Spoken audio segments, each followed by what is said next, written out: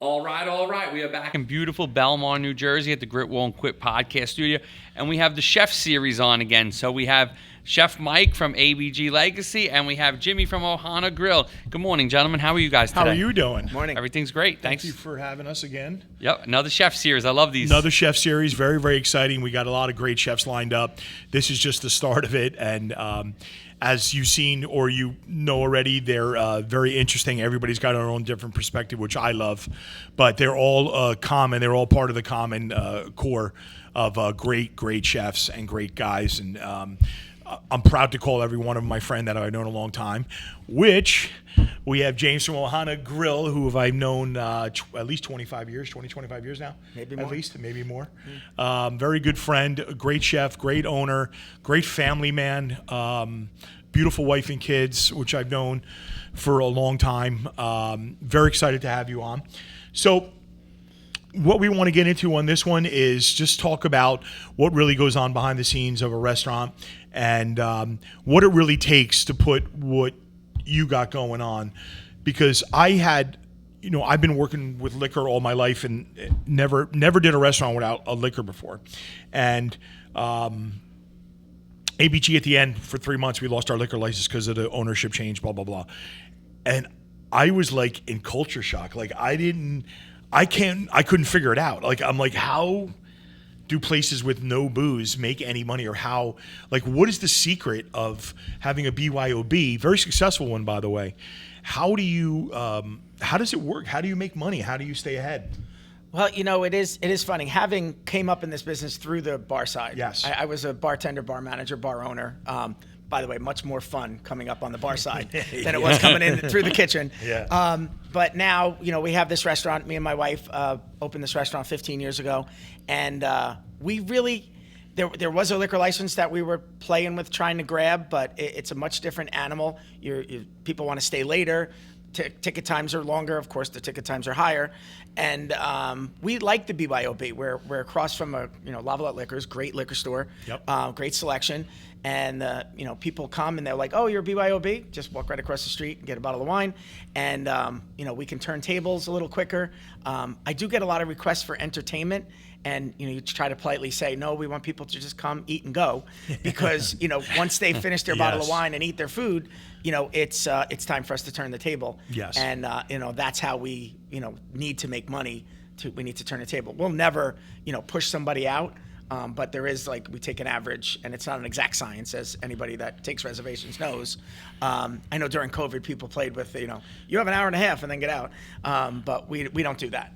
We try our best to have an idea of how long tables are going to take, and then there's always a plan B if that table runs long. But the averages pretty much work out in our favor. Nice. Most of the time. I mean, having a liquor store across the street is a gem. Right. A gem, because then people, I didn't have that. People are like, "Oh, we got to bring a bottle." I'm like, "Where's the next liquor store?" I'm like, "Oh, Blue Oak or whatever, White Oak down the street." And they're like, "Where's that?" I'm like, "Oh, forget about it." But the reason why I said that is because the margins, liquor has a 300% markup, as you know, right, and that helps cover your food cost and your labor. Because right now in the industry, as we talked about on all these podcasts, is everything is up. Everything is through the roof. Your food is up. Your backdoor prices. Your labor is up, because now you can't get a good person under a certain wage, or they'll go, "I'll go down the street," right? And then the biggest thing, which a lot of people ain't talking about, is utilities. Utilities are through the roof right now. Right. Your gas, your electric, your garbage, everything that you do on your back door is through the roof. And people, they see it at their home level, but they don't realize the commercial level is more. And you try to absorb a little bit of that, but eventually you're going to have to pass that along.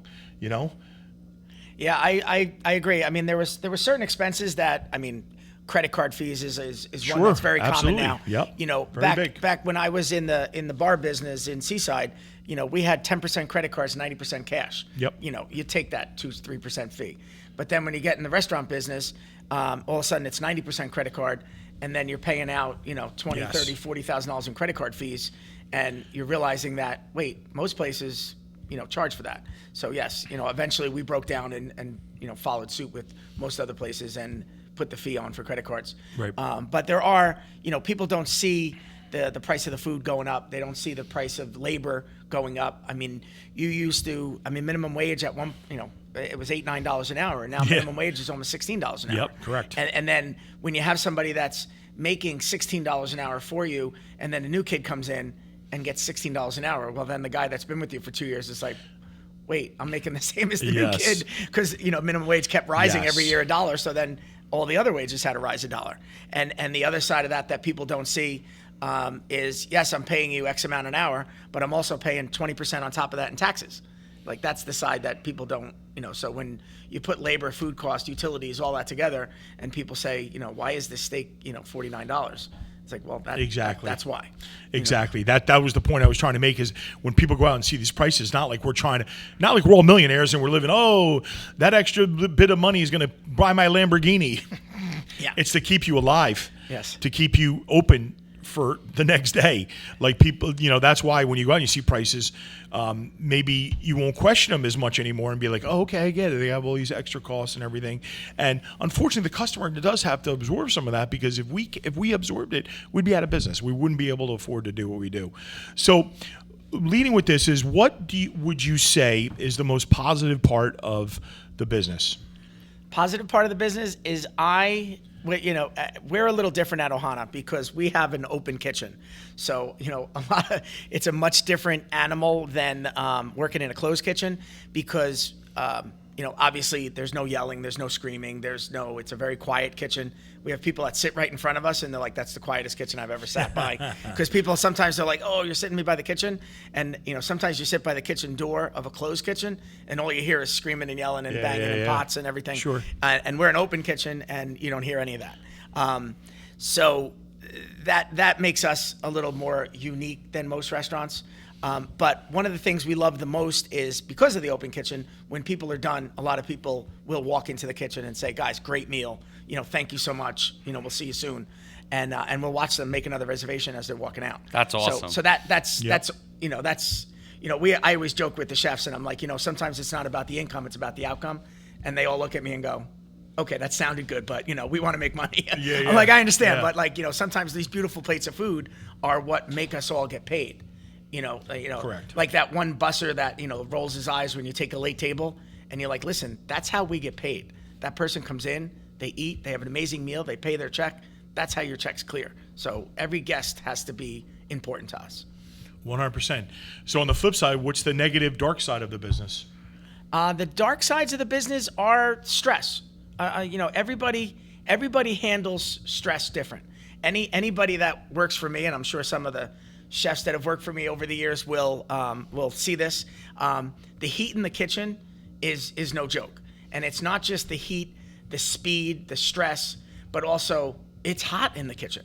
When it's 100 degrees out, it's 130 in the kitchen on a good day.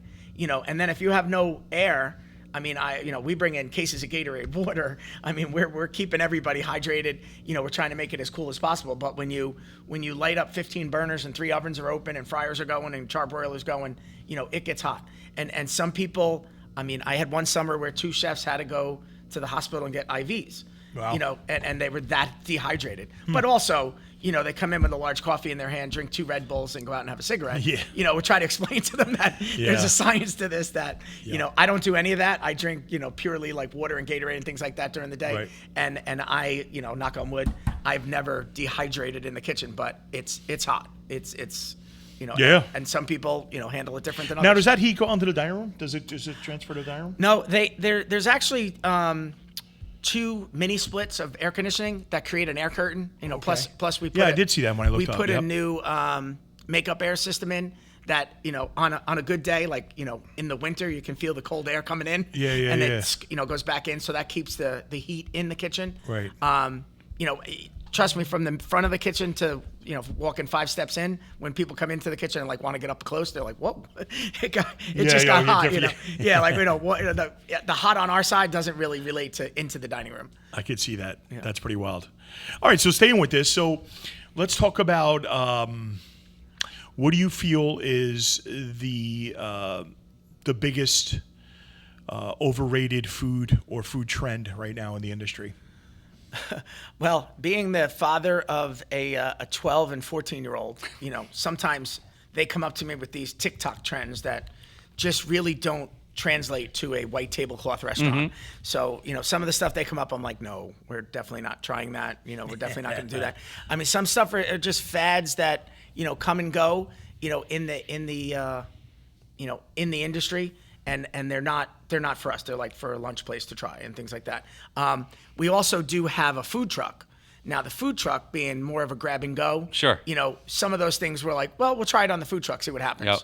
Yep. And some of the stuff, believe it or not, actually does work. I mean, I'll give you an example. One of the things that we did on the food truck recently was we did dirty sodas. Something that I would never serve in the Sure. restaurants, not really Yeah. our thing. But on the food truck, it flew. It's basically soda with a little bit of cream and flavoring in it. Unbelievable. We sold 100 of them. Big trend. Yeah, big trend right now. What would you feel is the most underrated trend or underrated food right now? Underrated food right now would probably be pork. Okay. A lot of people are sort of turned off to pork, and I think it's a great, it's a great protein to work with. And I mean, we can elevate a piece of pork, to taste like roast beef if we do it right, cook it right, Sure. sauce it right. And I know there's people that will say, we did a wine dinner and we had pork in the wine dinner. People are like, oh, I don't eat pork. And I'm like, okay, that's your decision. I mean, I know there's some religious, Sure. people that in certain religions they don't eat pork, which is fine. That's we just said we'll take your reservation out and we'll do we'll have somebody else take it. Yeah. And I mean, it was an amazing pork dish. Yeah. But some people don't eat it. Interesting. So, what would be your do you follow, or what would be your favorite food cooking show? Do you follow any of them, or do you watch any of them, or I learn from them? it's funny. I dabble in most of the cooking shows. We watch Top Chef. Sure. We'll watch some of the crazy stuff they do in Speed, and then of course everybody watches Kitchen Nightmares. Yep. Kitchen Nightmares. It makes you go back and sort of walk around your kitchen and go, and we actually got called by Gordon Ramsay, Kitchen Nightmares after Sandy, and they called up and they said, would you guys like to be on the show? And I said, first gonna tell you, big fan. But we have a very, very, very clean kitchen. Yep. And they're like, well, Gordon always likes to come in, take a look around, and see if he can find stuff. Sure. And I said, no, my kitchen's actually being rolled in off the truck right now, and is in my dining room still wrapped. I said, it's all just brand new coming in. Yep. And she's like, oh, that clean? I was like, yeah. So and then at that point, wasn't really many restaurants open for them to come down to. Sure. But they with another show, I think they went into Monmouth County somewhere. Yes. Yeah. Yes. I remember. Interesting. And sticking on the same concept, do you have or have multiple mentor chefs that you look up to and get influences from and really, really appreciate? Well, there's a couple guys, you being included, Chef Lou. Always guys that I love talking with, bouncing things off, things that work, things that don't work. Sure. As far as celebrity chefs, I think one of the most I don't want to say elegant, but gentleman-like chefs is Jeffrey Zakarian. I think he's just. Sure. I love watching him cook, even when he's totally in the weeds, getting his butt kicked. He just keeps his composure and puts out amazing plates of food. Yeah, no, he's very good, very talented. It's funny because every chef I've asked so far has always had. Every one of them has their own little. Answer, and it's really cool to see, I'm saying, see where people's heads are at and stuff. So, but that's awesome. So the other thing that I want to bring up, which is huge, which we talked about a lot, is your charity work, what you do for the community. We've been doing stuff together for a lot of years, and your heart is just amazing. What you do and help out. I rarely see you say no, and we've been at millions of events together, and you're always there for the community. You're always there doing stuff. It's so commendable that what you do. Even when it might not be feasible, you still find a way to do it and help people out. And I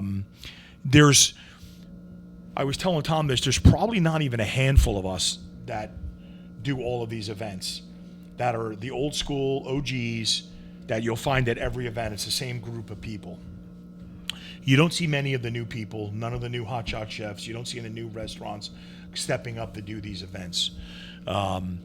Just because I don't know if they weren't raised in that generation or whatever, or that time. You know what I'm saying? Like, I don't know how to explain it, but we always find a way. Like, my bookkeeper strangles me every year because I was giving out $75,000 worth of gift cards, you know? And it got to the point where I'm like, all right, I may not, because I got to the philosophy where at one point I was doing every event. Anything that came up, I was there. Right. And then I just couldn't physically do them anymore. I was doing like 30 shows a year, and it was a lot. So I just started handing out more gift cards. But the ones that I really cared about, especially stuff that we done with Cliff Baker, and Tom knows Cliff Baker very, very well. You know, with A Need We Feed and the new generation, Dine on Us. Yeah. Is something really, really cool, you know, to see that growth. Yep. Because we started A Need We Feed. I don't know, did you ever know about that? I knew that you were involved at the get-go. So we started it, and there was, again, just a couple of people. Cliff's garage. Yeah, served in his house right after Hurricane Sandy. Yep, sure. We did it in his garage. We put out 1,000 dinners out of Cliff's garage. I mean, we had a his fire kitchen. truck come and bring it over to the bridge. Yes, I remember hearing because we weren't allowed over. Yep, sure. And that was for the first responders and the military that was stationed there. Yep. It was Thanksgiving. And they couldn't get a Thanksgiving meal. But we had Stop and Shop donate a lot of the food. We had gallons of ice cream. We were giving them a whole, like, apple pie with a half gallon of ice cream, like, to go with it. Yep, sure. It was pretty cool. Cliff lived on a cul-de-sac. Yep. So, like, the fire truck would come in. We'd load up the fire truck. He'd turn around and go back. You know, someone would come over from, you know, then I guess it was Tom's River Police Department, now Dover Township. Somebody would come in with a car. We'd load that up, and then it would go around. Yep. Somebody would come from the DPW. We'd load them up. And people were coming just to the neighborhood. Yeah. I mean, people across the street were Cliff's probably neighbors probably, what the hell's is going on? They were all coming out of their houses at one point. They wanted to get the apple pie with the ice cream. Because not only do you see all these people, you see, you know, 100 people in his driveway and in his garage. Yep. Just because we set up an assembly line. Yeah, sure. Because the original concept was where they were going to come to us, and we were going to feed them at Cliff's house. So we had tables set up in his backyard and his kitchen, and they were supposed to show up there, but they weren't allowed to leave their post. Yep, sure. Because they were, at the time, there was looting going on. Yeah. So they had a man there, and it was funny to see a 50 cal mounted on the side street. Yeah. I'm like, please let me shoot that. Here it comes.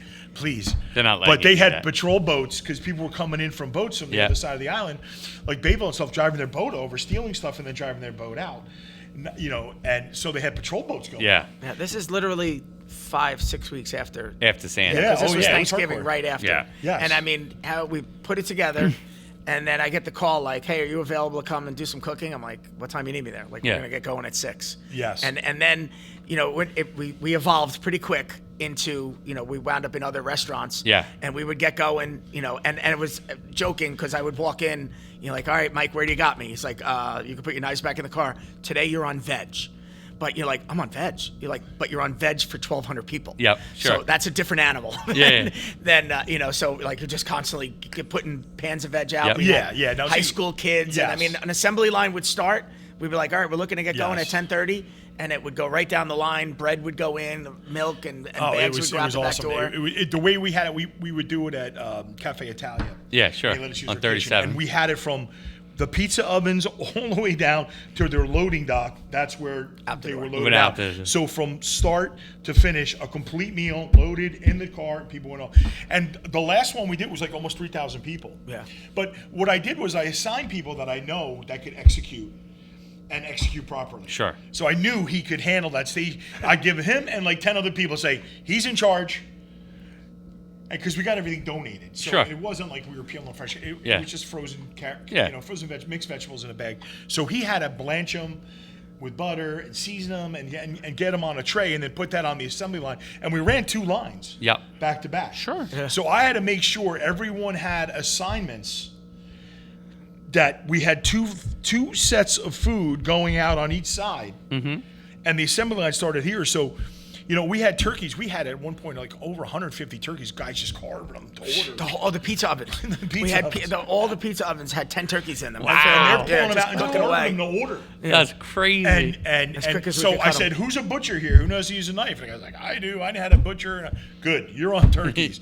So I put my aces in my places. Yeah, sure. I put the best people in the job that could do it. We had somebody on mash. Yep. We had somebody on stuffing. We had somebody on gravy. Just loading gravy gallons. was big. Gravy I was can imagine. big. You're trying to figure out how much gravy you need. Like, what do you think? 30 gallons? No, I go a little stronger than that. So and then you got to start doing the math. Like, well, if each one gets 3 ounces and you're doing 30, we're going to need 42 gallons. At one time, we had like You're a calculator guy. we had 5-gallon buckets of gravy all the way lined up and just dumping them. I would get there at 5 in the morning to turn everything on, get everything started, and everybody else would get there like 7 or whatever. But I remember dumping because the food was there, but we had to stop off at. So then it got to the point where we started doing the turkeys at ABG because we had to do them in a place where it was surf safe, surf safe, and also inspected by the state. So everybody had to wear gloves and hairnets and knives, and everybody had sanitation buckets. So then every restaurant got 10 turkeys to cook. Yes, and bring them. And bring them. And we just started. We're gonna drop them. these off on Wednesday. Right. We'll pick them up Thursday morning. And then I had like 30 people there just whacking turkeys all day long. And we had that morning at 5 in the morning, I had to meet a bunch of people with a trailer. Yep, sure. And everybody's got one eye on. Yeah. And we're loading trays of turkey at 5 in the morning. Poor Cliff, he had the key. And I'm calling. I'm like, we're here. He's like, dude, I'm still in bed. I'm like, get up. Let's go. Next time, leave the key, brother. We got to get going, But we were done by, 10 o'clock? Yeah, I used to do a, in its heyday of doing that, the day before, I would do High School South would have this thing called a gobblegram. Okay. And they would put out 50 turkey dinners that we would put out on either Tuesday or Wednesday. Sure. So, I mean, my cooking started on I worked the restaurant Saturday, Sunday morning, we started cooking for Thanksgiving and cutting, prepping, doing stuff. And thank God for my friends at Lavallette Liquors. They have a much more refrigeration than I have. Yep. We'd have a turkey on top of every stack of beer, because we'd have to cook them. And then, then it was assembly day. High School South would bring a bus, and we would put together 50 turkey dinners. Wow. That the National Honor Society would deliver.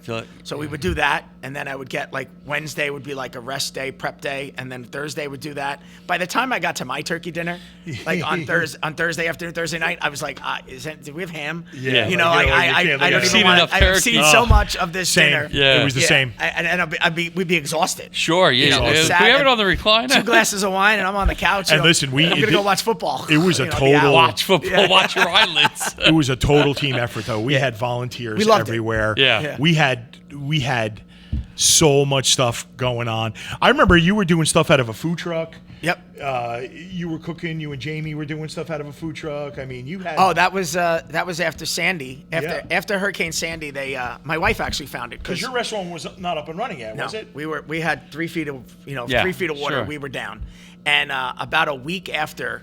I always say I had 77 glorious days in my mother-in-law's basement, because we went for the weekend and had to stay for almost 3 months. Yeah. And I was getting a little antsy there, Fair. Wife, dog, kid. I'm like, I got to do something. I got to help. And she's like, she saw a post that they were looking for chefs to come over the bridge and cook for the first responders. Yeah. And I'm like, I'm in. You're the you guy. can get me over the bridge, I'll cook.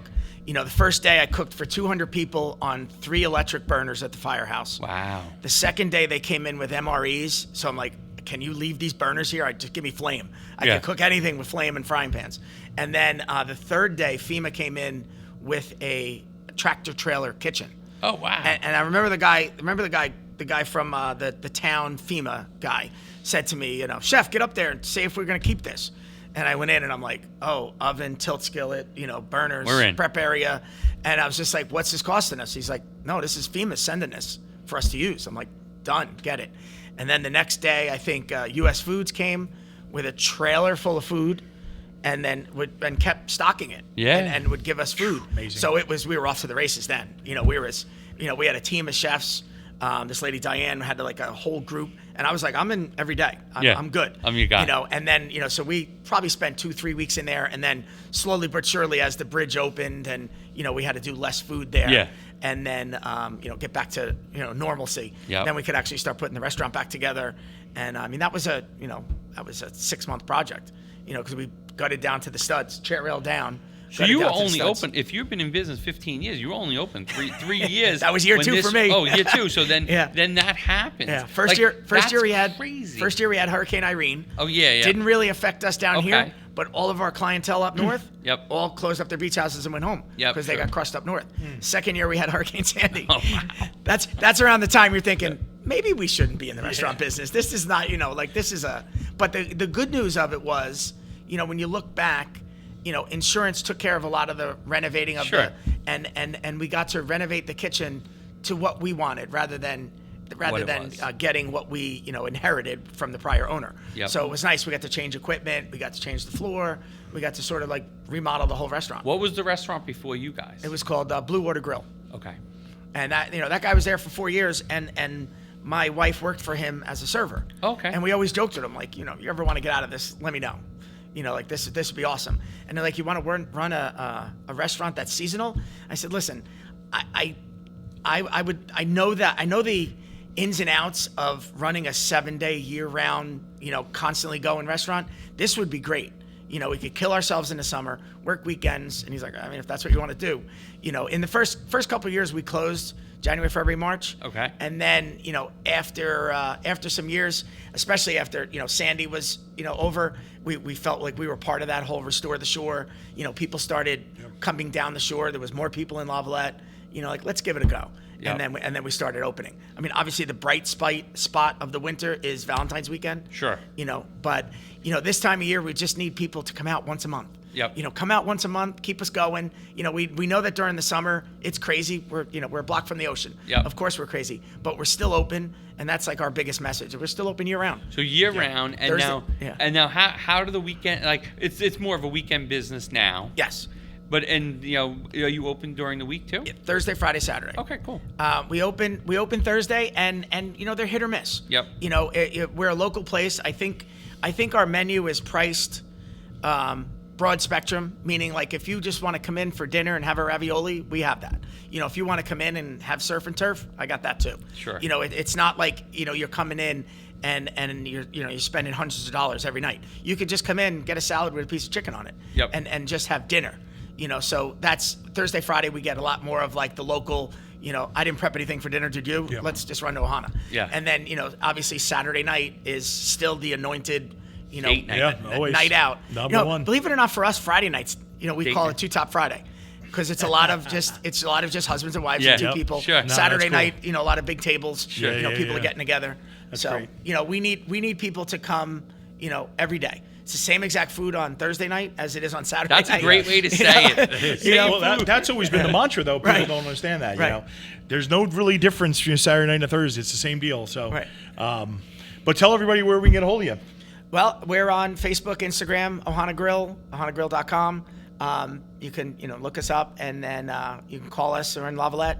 We're open. We take reservations, BYOB, and you know, we're gearing up for another spring and summer right now. Awesome, that's great. Listen, it's a great place. It's cozy.